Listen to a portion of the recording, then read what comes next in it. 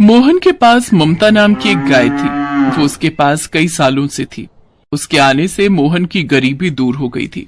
उसका दूध बहुत ही मीठा और टेस्टी था, लेकिन अब वो बूढ़ी हो चुकी थी, जिस कारण ना तो वो बच्चे दे सकती थी और ना ही दूध। लेकिन उसकी ही जनी दो बेटियां मीरा और राधा बच्चा खासा दूध देकर मोहन का घर चला रही थी। इस बात से आशा को गर्व होता है। मेरी बच्चियों, मुझे गर्व है कि तुम मालिक को अच्छा खासा दूध दे देती हो और मेरा नाम रोशन कर रही हो। मैं तो अब बूढ़ी हो गई हूँ और उनके किसी काम की नहीं रही, लेकिन फिर भी वो मुझे मुफ्त में पाल रहे हैं। ऐसा नहीं है माँ, जितना तुमने मालिक के लिए किया है वो तो हम दोनों मिलकर भी नहीं कर सकती। मालिक भी तो मेरे लिए कितना कर रहे हैं। वो चाहते तो मुझे कब का कसाई को सौंप देते, लेकिन वो मुझे मुफ्त में पाल रहे हैं। वो सचमुच मुझे कितना प्यार करते हैं। मोहन आशा गाय को बहुत प्यार करता था। वो जानता था कि उसी की वजह से आज उसका दूध का व्यापार इतना अच्छा चल रहा है। मोहन हर सुबह मीरा और राधा से दूध लेता और शहर में ले जाकर बेचाता। एक रोज उसकी पत्नी खेत से चारा काट कर घर लौट रही थी। तभी उसे रास्ते में जगमोहन व्यापारी मिलता है। नमस्ते सविता बहन, आपसे कुछ बात करनी थी। आपकी ममता गाय अब बूढ़ी हो गई है, क्यों बेकार में उसका बोझा ढो रहे हो? तुम चाहो तो उसे बेच दो, मैं तुम्हें उसकी अच्छी कीमत दे दूंगा। घर आकर सविता मोहन से इस बारे में बात करती है, लेकिन वो उस पर चिल्लाते हुए कहता है, पागल हो गई हो क्या? मैं अपनी ममता को किसी को नहीं दूंगा। उसने बुरे वक्त में मेरा साथ दिया है। वो हमारे घर के लिए बहुत शुभ है। अब बस मैंने कह दिया ना, वो यहीं रहेगी हमारे साथ। जब तक तुम उस बूढ़ी गाय को नहीं बेचोगे तब तक मुझसे बात भी मत करना। फिर सविता कई दिनों तक मोहन से बात नहीं करती और आखिरकार थक हार कर वो ममता को बेचने का फैसला कर लेता है। अगले दिन सविता उस व्यापारी को घर बुला लेती है। अरे राधा, देख तो ये कोई व्यापारी लगता है। इसके हाथ में रस्सी भी है।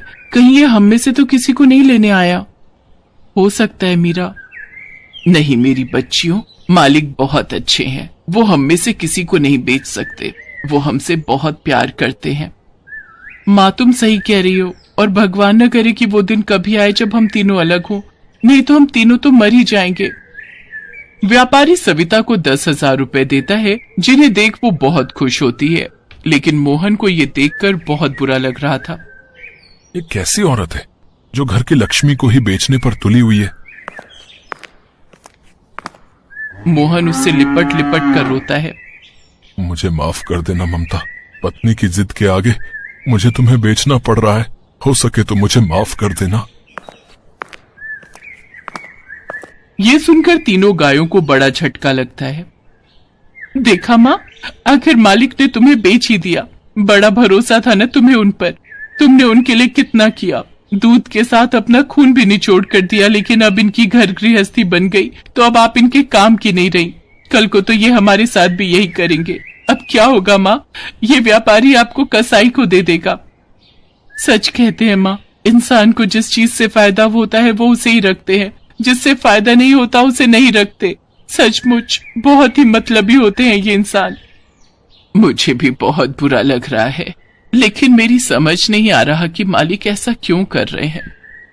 जगमोहन व्यापारी ममता को अपने घर ले आता है और उसे खूब खिलाता पिलाता है। लेकिन ममता जानती थी कि वो उसे खिला पिलाकर एक दिन कसाई को बेच देगा और मोटी रकम कमाएगा। एक रोज वो जगमोहन और कसाई की बात सुन लेती है। ये लीजिए आपके पैसे, मैं कल आकर इसे ले जाऊंगा, ठीक है? उसी रात ममता खूंटे से छूटकर मोहन की गौशाला पहुंच जाती है, जहां मीरा और राधा उसे देख बहुत खुश होती हैं। ममता दोनों को गले लगाती है। सुबह जब मोहन ममता को देखता है तो वो भी बहुत खुश होता है और उसे गले लगा लेता है। सविता, देखो तो कौन आ गया। कौन है जी? अरे ये ममता, ये बूढ़ी गाय वापस कैसे आ गई? इसको मुफ्त में खाने की आदत हो गई है। मैं अभी उस व्यापारी को बुलाती हूँ, नहीं तो वो हमसे पैसे न मांग ले। व्यापारी ममता को फिर से ले जाता है। इधर मीरा और राधा का रो रो कर बुरा हाल हो गया और उन्होंने खाना पीना छोड़ दिया, जिससे वो बीमार हो गई। मीरा, राधा जब से बीमार हुई है हमारा सारा धंधा चौपट हो गया है। खाना पीना सब छोड़ दिया है उन्होंने।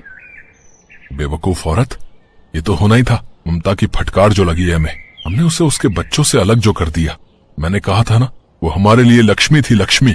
उसके जाते ही लक्ष्मी भी हमारे घर से जा रही है। मुझे माफ कर दो जी, मुझसे गलती हो गई। चलो हम चलकर अपनी ममता को वापस ले आते हैं, हम उस व्यापारी के पैसे लौटा देंगे। अगली सुबह जब वो दोनों ममता को लेने जाते हैं तो देखते हैं कि रास्ते में एक कसाई ममता को लेकर जा रहा है। अरे कौन हो तुम, और हमारी ममता को कहाँ ले जा रहे हो? तुमसे मतलब? अरे मैंने दुगने दाम देकर इसे खरीदा है। ये लो, ये उसके भी दुगने दाम है, इन्हें रखो और हमारी ममता को हमें वापस करो। ठीक है भाई, मुझे इससे क्या, मुझे तो पैसों से मतलब है। वो कसाई को दुगने पैसे देकर वापस ले आते हैं। ममता, मुझे माफ कर दो, लालच में आकर मैंने तुम्हारे साथ कितना गलत किया। अब मैं तुम्हें कभी खुद से अलग नहीं करूंगी। हाँ ममता, हमें माफ कर दो। तुम हमारे घर के सदस्य हो और हमारे साथ ही रहोगी। ममता की आंखों में खुशी के आंसू थे। घर आकर मीरा और राधा जब अपनी माँ को देखती हैं तो बहुत खुश हो जाती हैं और ममता के गले लग जाती हैं। उसके वापस आने से मीरा और राधा अब चारा खाने लगी और 2 दिन में ही पूरी तरह से स्वस्थ हो गई और अब पहले से भी ज्यादा दूध देने लगी। मोहन का व्यापार फिर से बहुत अच्छा चलने लगा। सविता भी ममता को खूब लाड करती, साथ ही उसकी खूब सेवा भी करती।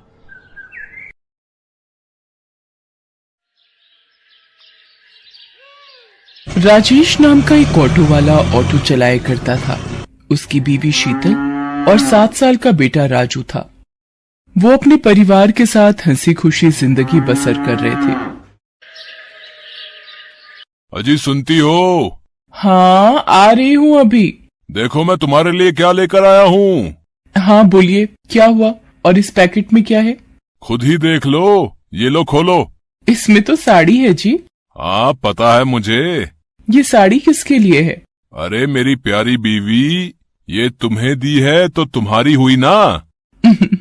ये तो बहुत प्यारी है, पर इसकी क्या जरूरत थी? इतना तो हम पैसा बचा भी नहीं पाते, और ये फालतू के खर्चे क्यों किए आपने? अरे पगली, मैं वैसे भी तुझे कहाँ कुछ दे पाता हूँ, एक साड़ी ही तो है। तू कभी कुछ नहीं मांगती मुझसे। आज थोड़ा धंधे में मुनाफा हुआ तो सोचा आज तेरे लिए एक साड़ी ले चलता हूँ। बहुत दिन से तुझे कुछ दिया ही नहीं। मैं जानती हूँ हालातों को, तभी तो आपसे कुछ नहीं मांगती। चल अब ये बेकार की बातें बंद कर और इसे पहन कर दिखाओ, देखूं तो इसमें मेरी बीवी कितनी सुंदर दिखती है। शीतल साड़ी पहनने अंदर चली जाती है और थोड़ी देर में साड़ी पहनकर बाहर आती है। आहा, देखा साड़ी कितनी सुंदर लग रही है तुझ पर। ये रंग तुझ पर बहुत खिल रहा है। इसी तरह हंसी खुशी से दिन बीत रहे थे। अचानक से राजेश की पत्नी शीतल बीमार हो जाती है और डॉक्टर की फीस और दवाइयां देते देते राजेश को अपना ऑटो बेचना पड़ जाता है। अब तो मेरे पास पैसे भी खत्म हो गए और शीतल की तबीयत में कोई सुधार भी नहीं हो रहा। अब पैसे कहाँ से आएंगे? शीतल को इस हालत में नहीं देखा जाता। ऐसा करता हूँ, अपना ऑटो बेच देता हूँ। राजेश ये सोचकर अपनी ऑटो लेकर एक दुकान पर पहुंचता है। भाई मुझे ये ऑटो बेचना है। क्यों भाई, इस ऑटो में कोई खराबी है? ऑटो में कोई परेशानी नहीं है, मुझे पैसों की सख्त जरूरत है। मेरी बीवी बहुत बीमार है और मुझे पैसों की जरूरत है, इसलिए मुझे ऑटो बेचना पड़ रहा है। अरे भाई, अगर ऑटो बेच दोगे तो घर का खर्चा कैसे चलाओगे हैं? हाँ, पर बीवी की तबीयत भी तो देखनी है। उसकी दवाइयों के लिए मेरे पास पैसे नहीं हैं और मुझे कुछ समझ में नहीं आ रहा है कि अब क्या करूं। अरे भाई, एक काम कर सकते हैं आप, ऑटो बेचकर एक रिक्शा ले लो, जिससे कुछ पैसे भी मिल जाएंगे और तुम घर चलाने के लिए रिक्शा भी ले लोगे। क्या समझे? बात तो तुम सही कह रहे हो भाई। राजेश बात मान जाता है। राजेश ऑटो बेचकर एक रिक्शा ले लेता है और दिन रात उस पर मेहनत करता है। वहाँ राजेश की पत्नी की तबीयत अचानक खराब हो जाती है और वो उसे हॉस्पिटल लेकर जाता है। डॉक्टर साहब, मेरी पत्नी को एक बार देख लीजिए, उसकी तबीयत बहुत खराब है। ठीक है, इसे मेरे केबिन में लेकर आओ। राजेश शीतल को डॉक्टर के केबिन में लेकर जाता है। इनकी तबीयत बहुत खराब है, आप ये इंजेक्शन जल्दी से लेकर आइए, वरना मैं कुछ नहीं कर पाऊंगा। राजेश के पास पैसे नहीं थे। थोड़े से पैसे लेकर राजेश दवाई की दुकान पर जाता है और इंजेक्शन लेने के लिए पैसे देता है। इनमें 10 रुपए कम है। भाई मुझे इंजेक्शन दे दो, मेरी बीवी की तबीयत बहुत खराब है। पहले 10 रुपए लेकर आओ। प्लीज मुझे ये इंजेक्शन दे दो, नहीं तो मेरी बीवी मर जाएगी। भाई मेरे पास यही पैसे हैं और मुझे इंजेक्शन की बहुत जरूरत है। राजेश उसी दुकान के सामने रोने लग जाता है। उस दुकान वाले से रोते रोते अपनी बीवी के लिए इंजेक्शन मांग रहा होता है, लेकिन वो दुकान वाला बहुत लालची था। वो राजेश को वहां से भगा देता है। अरे कुछ भी करो, मुझे 10 रुपए दो तभी इंजेक्शन मिलेगा, वरना निकलो यहाँ से। राजेश बिना इंजेक्शन के ही वापस आ जाता है और उसकी बीवी का देहांत हो जाता है।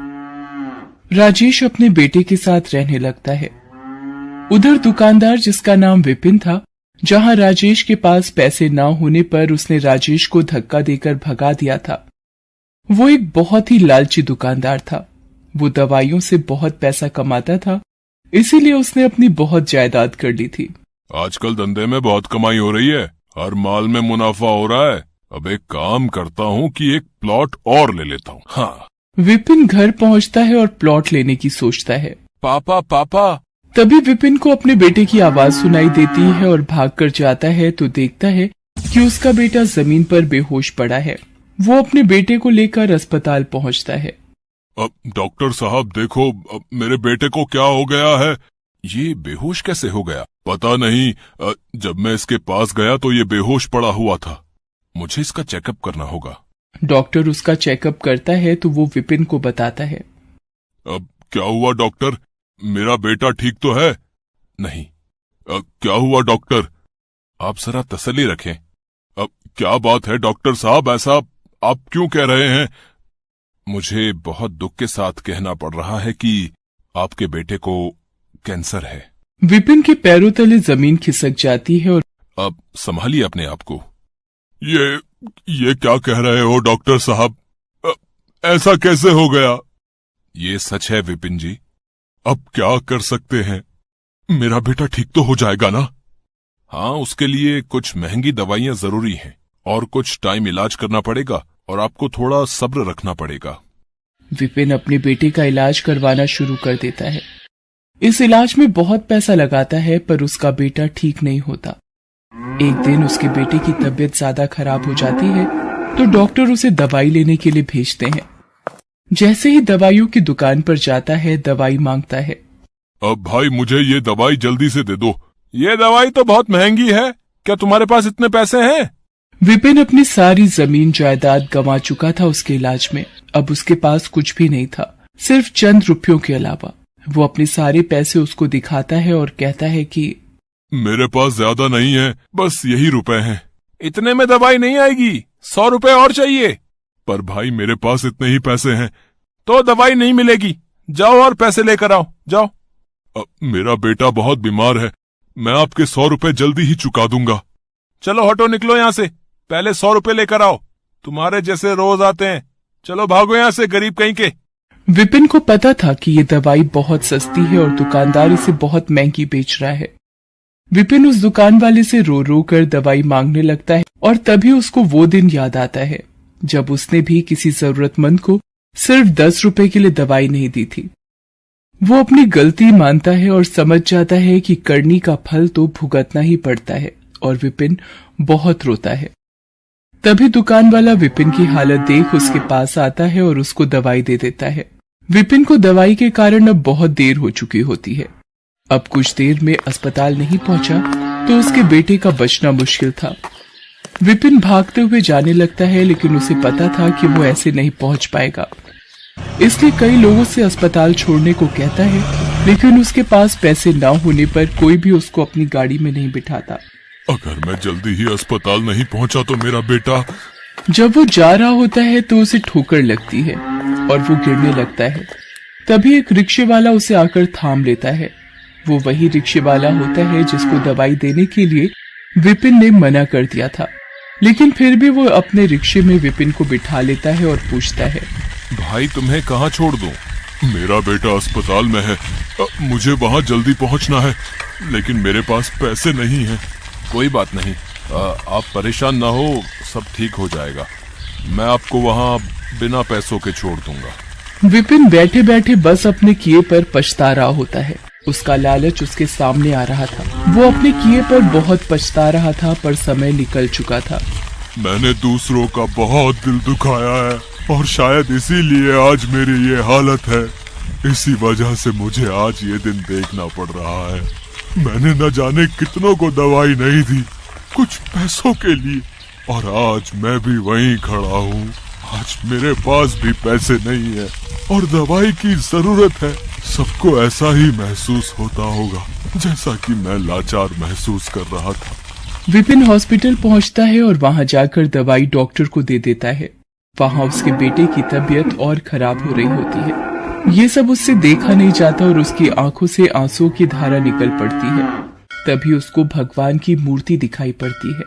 भगवान, मेरे कर्मों की सजा मेरे बच्चे को मत दो। जो सजा देनी है मुझे दे दो, पर मेरे बच्चे को बख्श दो। और ये कहकर वो फूट फूट कर रोने लगता है। तभी डॉक्टर वहां आते हैं और बताते हैं कि उनका बेटा अब ठीक है। विपिन राहत की सांस लेता है और उसके कुछ समय बाद विपिन का बेटा ठीक होकर घर आ जाता है।